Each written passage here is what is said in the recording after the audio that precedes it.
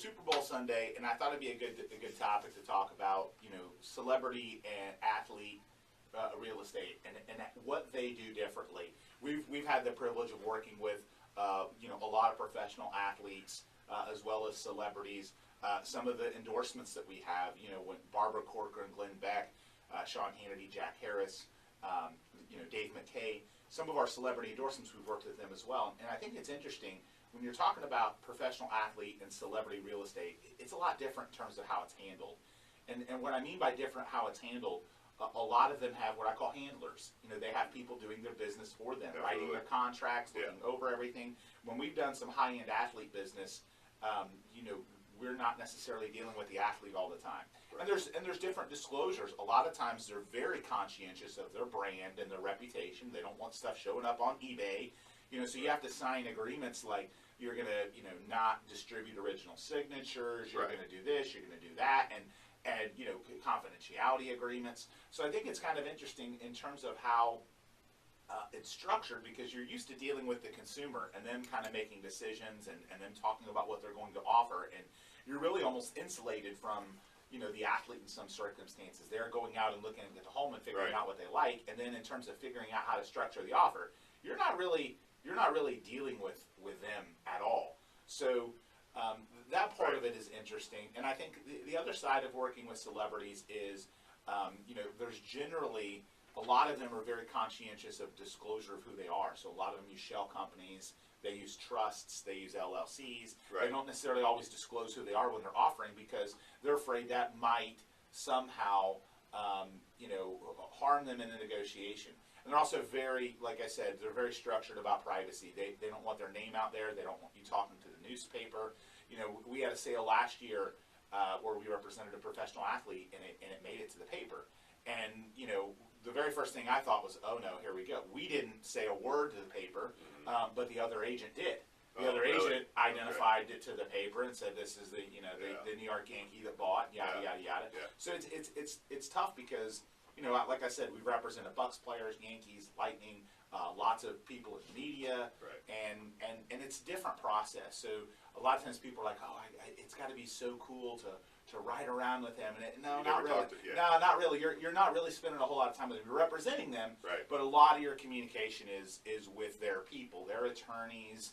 You deal with their agent. Normally. Their agent, So let's talk about the financing side for those folks. So a professional athlete or a celebrity that's got a high net worth, their financing is going to be a little bit more complicated, right? It'll be complicated, but they have to go through the same things that everybody else does. Just because they're a celebrity doesn't mean that I don't have to get tax returns.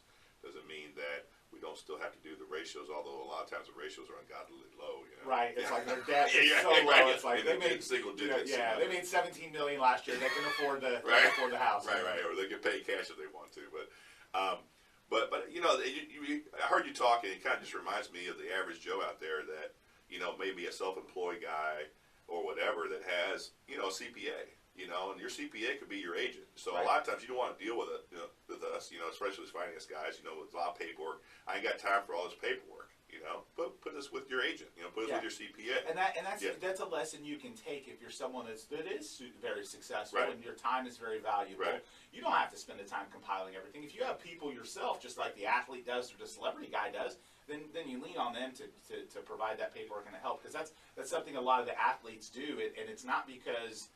Sometimes it's because their time isn't very valuably spent doing that, but it's also maybe not their strength. They're really good at hitting the ball or throwing the ball. Exactly. They're not real great at compiling a bunch of paperwork. No, they're not. No, they don't. They're not very good business people a lot of times in the athlete world. In fact, I played a little ball back in the day, and there was plenty of athletes that made a lot of money 1 year, and by the next year rolled around, they were almost broke. Yeah, because the entourage and it's interesting because you see, I always have a lot of respect when I see some of the athletes that go into the business world and are highly successful.